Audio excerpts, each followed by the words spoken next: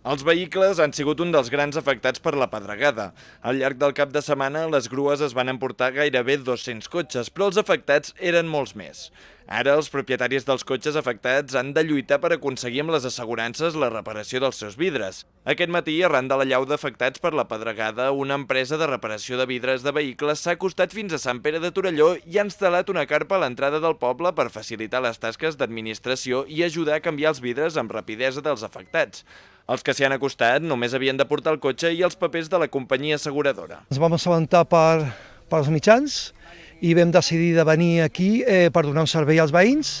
Vam veure que hi havia un incident bastant important i nosaltres som una empresa de servei i una empresa de servei sempre pensa en els clients i hem pensat que seria bo per ells. En només un matí, l'empresa ha fet més de 150 serveis a vehicles afectats i a banda dels vidres, un gran problema que s'han trobat és que les carrosseries també estan molt afectades. Cada cop de forma més freqüent es troben amb incidències per pedregades, però aquesta ha estat excepcional.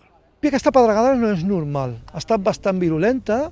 Llavors hem vist que no només són els cotxes, sinó també la xapa del cotxe ha estat bastant destrossada i si veus els edificis i els carrers, en principi és una pedregada bastant forta. Cada dia és més comú, amb el canvi climàtic és bastant comú el tema de les pedregades, però tan virulenta com aquesta hem vist alguna, però no és tan comú.